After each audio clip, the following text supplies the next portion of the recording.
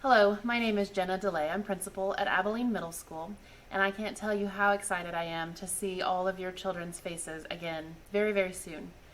This is an informational video to share our back to school plans as of today, July 27th, 2020. Every decision that we are making is being made based on providing the best learning environment for both our students and our staff. These decisions are based on frequent consultation with the Dickinson County health officials, parent surveys, as well as staff surveys. Please also know that this information is, again, as of today. Things may change. As we all know, things change every 5 minutes sometimes. We will keep you informed of any changes that we make moving forward. But as of today, here are our general back to school operational plans.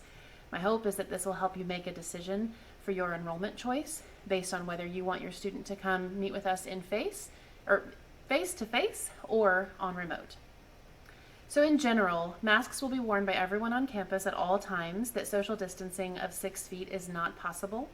Masks must cover nose and mouth at the same time, and we do ask that they adhere to the AMS dress code as far as what's printed on the front of the mask. Hand sanitizing and hand washing is required every hour for everyone in the building.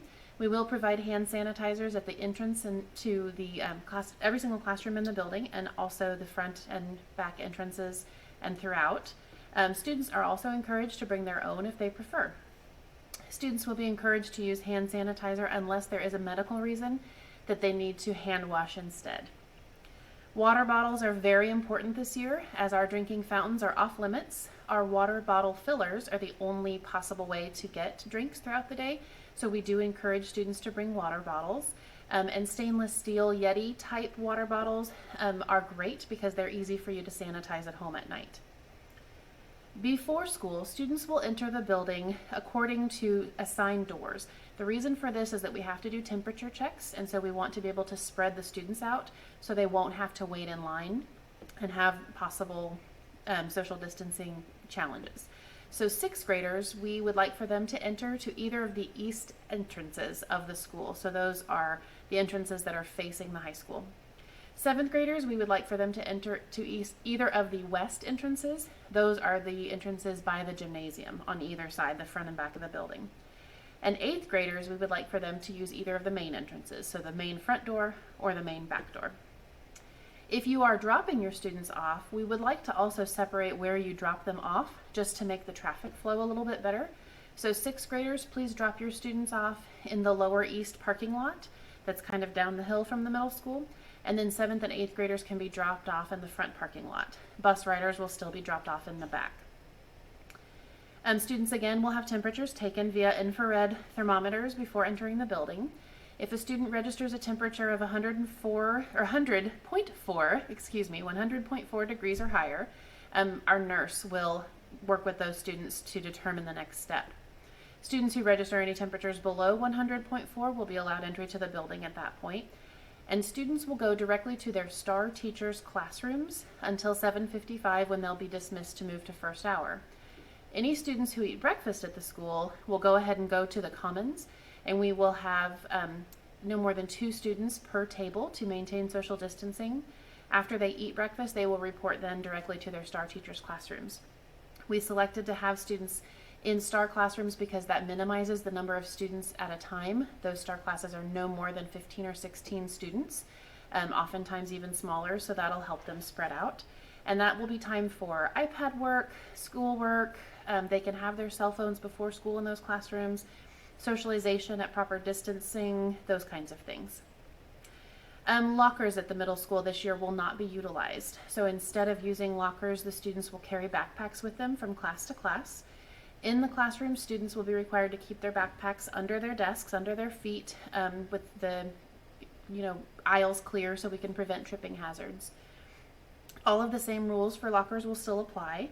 Book bags are now their lockers. So cell phones will be silenced. They'll be in their book bags from 8 to 3. Individual snacks and lunches are okay in their bags, but just like we did with our lockers, we ask that students not bring large quantities to share with other students. Students in PE will also not be assigned lockers, and our teachers are not going to ask them to dress out for PE. They're able to wear their school clothes if they would like to.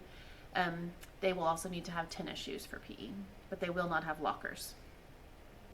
As far as bathrooms, students who need to use the bathroom will maintain social distancing by having only 2 students in a bathroom at a given time, and anyone who's waiting will be socially distanced with stickers on the floor. We will also have high school helpers that are assigned to our 2 sets of bathrooms to help. They'll be outside the bathrooms and they'll help monitor to make sure that only 2 students are in the bathrooms at any given time. Passing periods at the middle school, because we won't have students using lockers, and because everyone is masked, and because everyone uses hand sanitizer entering and exiting each of the classrooms, we will have students pass from class to class as usual, but we will ask that they not congregate in the hallways and instead move from one class to the next in order to have socially distanced socialization within the classrooms.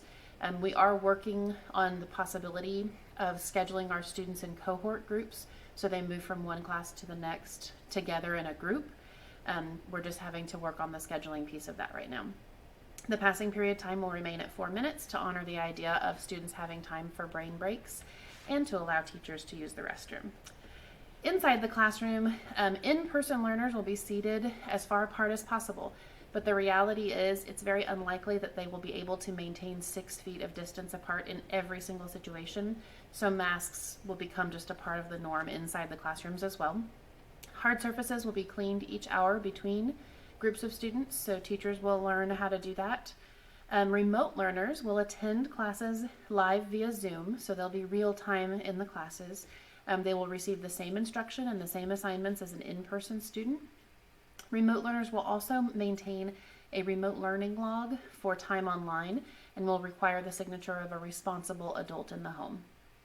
Our teachers will record their Zoom class or their in-person class via Zoom once a day, and they'll post that to Canvas by the end of the day, so anyone who needs some refreshers can go back and look at that video. Our lunch schedule has been altered, or actually our daily schedule has been altered to extend lunch periods to allow for more time for actual physical hand washing before lunch. We aren't wanting the students to use hand sanitizer right before they eat. Students will sit 2 to each table with 6-foot distancing between them and will obviously be allowed to remove their masks for eating. We will set up tables in the commons, on the stage in the commons, as well as in our gym to allow for students to be spread out. Students will have some freedom to sit with whom they choose on a rotation of categories such as A through K upstairs one day with the rest of the alphabet downstairs, maybe girls upstairs, boys downstairs, things like that, a variety of categories, but they will sign in to their table each day in order to be able to do contact tracing if necessary. Students will wash their hands at assigned sinks according to their star colors and then line up on socially distanced spots on the floor to proceed through the lunch line and return to their tables. At the end of the day, students will exit immediately after the bell rings through the same doors they used for entry in the morning. So 6th grade will leave out of the east entrances, 7th grade will leave out of the west entrances, and 8th grade will leave out of the front or back door. And this will again allow for social distancing for students to spread out. Again, please pick up your student if they're a 6th grader in the lower east parking lot, if they're a 7th or 8th grader in the front parking lot. If you have multiple grade levels in the same family, go ahead and pick up in the 6th grade parking lot. That way, if you have a 7th or an 8th grader, they can just go meet their younger siblings down there. And if your student participates in extracurricular activities, we will let them know according to their activity where they are supposed to report after school. I won't go through the actual altered daily schedule times with you. We will have that as a part of our document that we will send to each family and also have posted on our website. But we are not going to be doing our MTSS time, which is our targeted reading and math instruction, as a separate time during the day for right now. We're going to work on all those skills across the board in the classrooms. And instead, what we will do is add a little bit of time to our lunches. Our students will still watch CNN 10 every day, and they will also get to have star time, but it'll be surrounding the lunch hour. So once you receive that document, or you can click on it online, I would definitely suggest you take a look at it with your student, just so they're familiar ahead of time as far as what the schedule is going to look like. I will tell you that the 8th grade lunch time is not starting until 12:50, which is just a little bit later than the 8th grade classes used to. So we will encourage them to have a snack during their CNN 10 time, which is at 11:30. We will provide snacks, but if students would like to bring their own for that time, that's fine as well. Again, that is the basics for us to get back to school. Things will change. We will be flexible. That's our key word this year. And I definitely want to answer any questions that you have. So please always feel free to email me at jdelay@abileneschools.org. And also my cell phone number is available to everyone at all times. It is 210-4117. And I encourage you to please give me a call or an email with any questions you have. And again, we look forward to seeing your students very soon.